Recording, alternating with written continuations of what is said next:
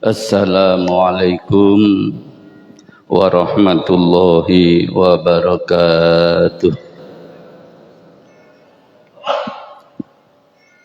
Bismillah.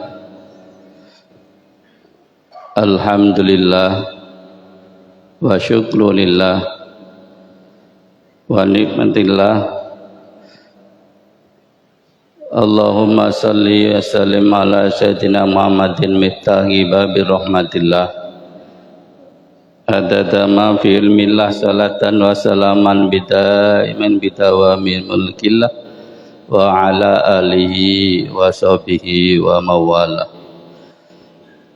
Amma ba'du, hadratal muhtaramin, para kiai, para alim, para ustad, bapak-bapak, ibu-ibu, jamaah salat subuh Masjid Besar Baitur Rahim Merauke Jambi yang dimuliakan Allah.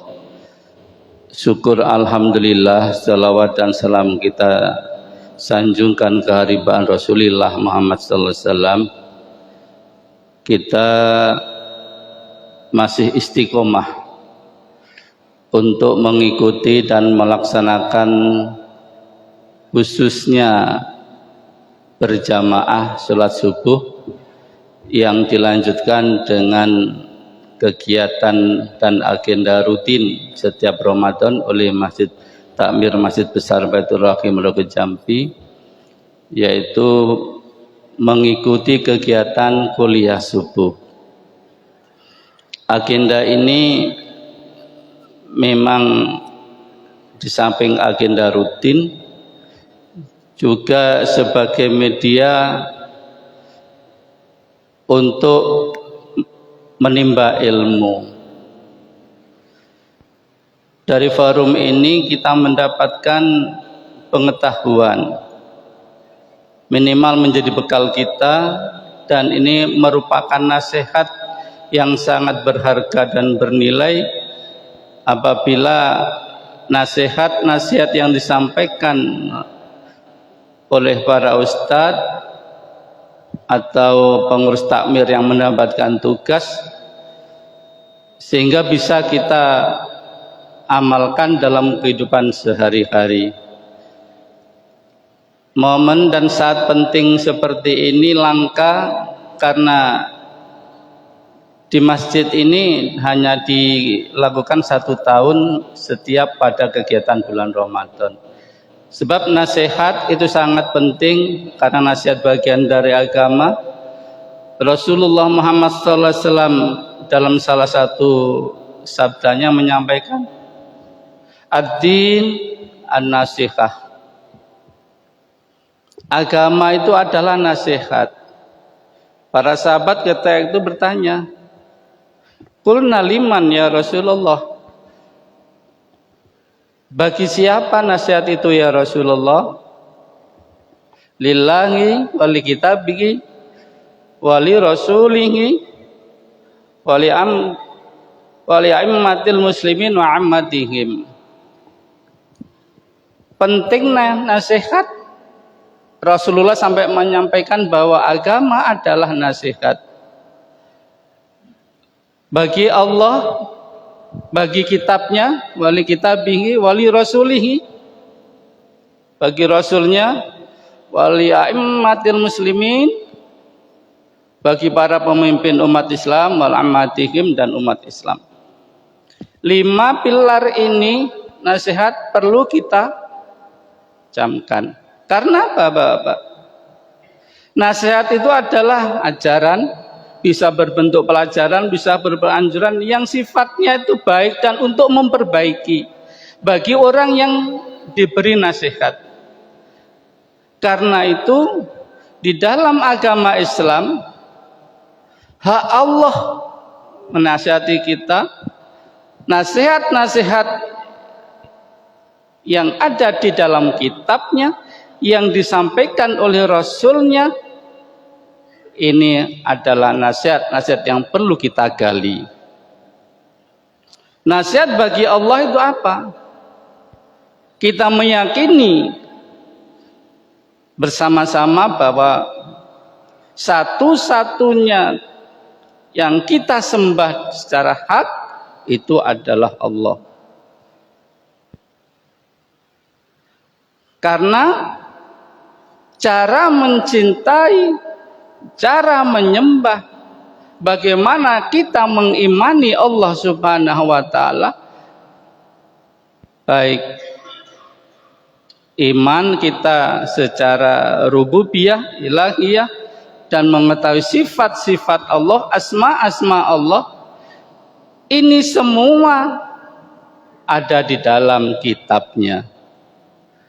Makanya nasihat yang berikutnya adalah nasihat untuk kitab-kitabnya, bahwa Allah menurunkan 4 kitab kepada Rasulnya.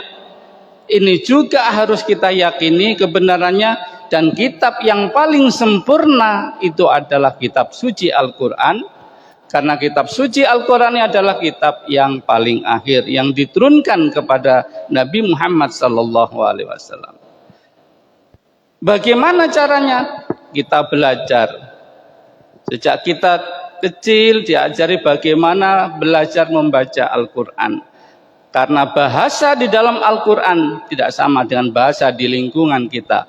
Maka mempelajari Al-Quran dengan benar itu adalah hukumnya wajib.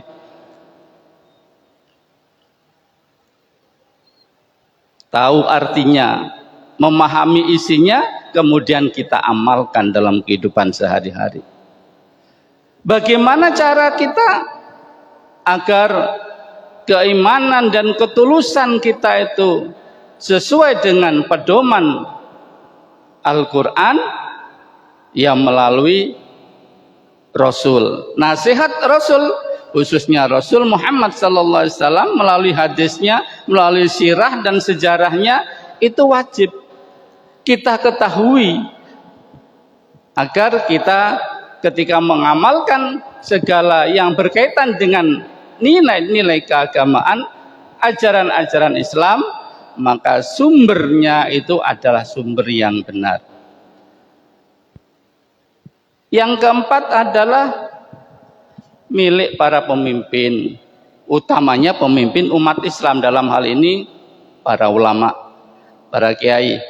Dari beliau-beliau inilah kita menimba ilmu yang bermanfaat untuk kita dan juga masyarakat muslim di dalam menjalani kehidupan sehari-hari. Ulama yang bisa memberikan ajaran dan menuntun kita menuju syariat, menuju nasihat yang benar. Yang ketiga, milik para umat Islam. Bapak Ibu jamaah yang saya hormati, apa pentingnya kita ini untuk menerima nasihat? Karena kemungkinan kan kita ini perlu untuk mengetahui sesuatu yang urgent, sesuatu yang penting, sesuatu yang mendesak. Kalau kita tidak bisa menggali dari sumbernya, maka kita akan minta nasihat kepada orang yang mengetahui. Kalau saat ini adalah para alim, para pemimpin umat Islam yang fatwa-fatwanya jujur, fatwa-fatwanya jelas, sehingga nasihat yang beliau sampaikan itu menyejukkan. Nasihat-nasihat keagamaan yang beliau fatwakan itu bermanfaat bagi umat. Sebab kalau nasihat ini, khususnya nasihat keagamaan, tidak kita ambil, tidak kita serap, ada kemungkinan agama dari diri kita sudah mulai hilang. Apa bisa? Al-Imam Al-Ghazali menyampaikan bahwa hilangnya agama dari seseorang itu akan terjadi apabila di dalamnya ada 4 perkara. Dan ini harus kita tengarai agar tidak ada dalam diri kita, utamanya dari keluarga kita. 4 perkara itu apa? 1, antum la ta'maluna bima ta'lamun. Beramal tanpa didasari ilmu. Ini yang pertama. Amaliyah keagamaan kita kalau tidak didasari ilmu, berarti dasar keagamaannya sudah mulai pupus. Contoh Bapak Ibu, kalau kita sholat tanpa didasari ilmu tentang fasolatan, maka sholat kita bisa-bisa saja tidak sah, batal, rusak, atau tidak diterima. Karena apa? Karena ini ibadah yang sudah ada ketentuannya. Puasa kita juga demikian. Jadi ilmu itu penting agar semua amaliyah ibadah kita itu berdasarkan ilmu.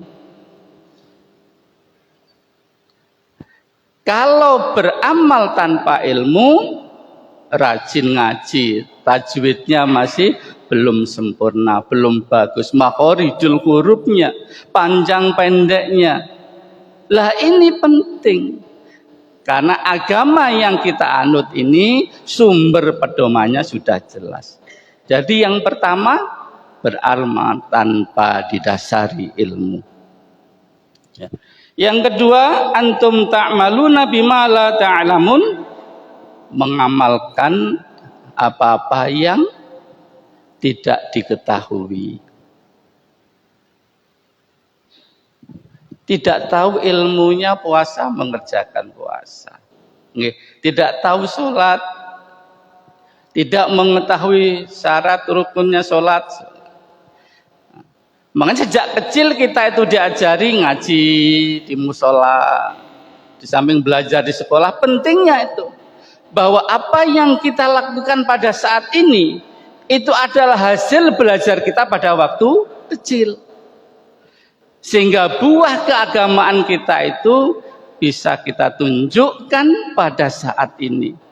Rajin kita berjamaah karena ilmu yang kita dapatkan minimal bahwa sholat berjamaah itu nilai pahalanya 27 derajat. Nah ini 27 derajat. Kalau ada orang yang seperti nomor 1 dan nomor 2, maka sudah bisa kita indikasikan nilai-nilai keagamaannya itu sudah mulai hilang. Nomor 3, antum la tata'allamuna ma la ta'lamun, tidak belajar, tidak mau belajar. Tidak mau belajar untuk mengetahui apa yang ingin dikerjakan. Wah, ini ya berbahaya. Makanya sekarang dengan adanya media sosial, internet, Bapak Ibu, apa saja yang ingin kita ketahui bisa kita buka.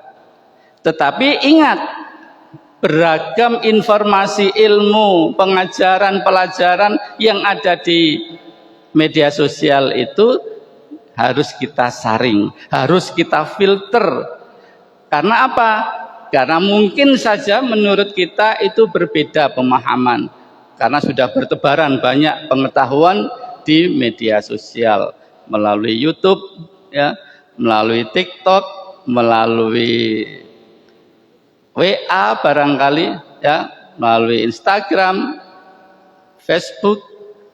Kalau kita tidak punya daya saring, maka berakibat fatal. Bisa dalam satu langkah merasakan ibadah berbeda. Yang terakhir, yang menurut Imam Al-Ghazali, agama itu bisa tersingkir, hilang, pupus dari seseorang, yaitu antum tamna'unan nasa min ta'allumi ma la ya'lamun, mencegah orang lain untuk menuntut ilmu. Makanya kalau panjenengan punya anak, punya cucu, dorong. Ini adalah masih ada nilai. Orang-orang tua kita dulu kan sangat ketat, Pak, kalau anak-anaknya tidak ngaji. Sekarang itu kadang-kadang orang tua kadang-kadang ini memanjakan, baru batuk wis ojo ngaji, buru gerimis ojo budal, engko awake panas. Kalau orang-orang tua dididik kita, dididik dalam rangka ini, orang tua mempunyai kewajiban moral agar generasi berikutnya ini tidak tinggal generasi yang lemah dalam hal keagamaan, utamanya akidah.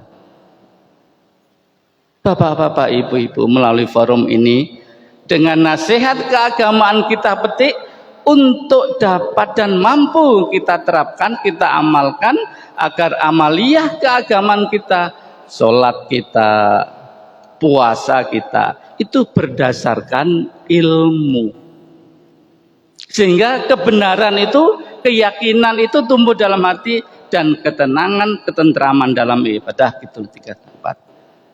Itulah barangkali takmir ini berkepentingan setiap bulan Ramadan ba'da sholat subuh itu diadakan agenda kegiatan rutin berupa kuliah subuh. Mudah-mudahan kita tetap diberikan kesehatan oleh Allah sehingga tumakninah, istiqomah untuk selalu berangkat dari rumah ke masjid, sholat jamaah subuh dan mengikuti kegiatan kuliah subuh. Al-Fatihah. Bismillahirrahmanirrahim. Alhamdulillahirabbil alamin. Ya kana badaya nasta'in ihdinas siratal mustaqim siratal ladzina an'amta 'alaihim ghairil maghdubi. Allahumma shalli ala sayyidina Muhammad. Allahumma shalli ala sayyidina Muhammad. Allahumma ighfir lana dzunubana wa liwalidina warhamhum kama rabbawna shighara. Rabbana a'tik riqabana Rabbana a'tik riqabana wa riqaba abaina wa ummatina wa azwajina wa dzurriyyatina minan nar birahmatika ya arhamar rahimin. Allahumma baligh lailatul qadri bi jahi sayyidina Muhammadin sallallahu alaihi wasallam. Rabbana atina fid dunya hasanah wa fil akhirati hasanah wa qina adzabannar. Walhamdulillahirabbil alamin. Allahumma shalli ala Muhammad ya Rabbi shalli ala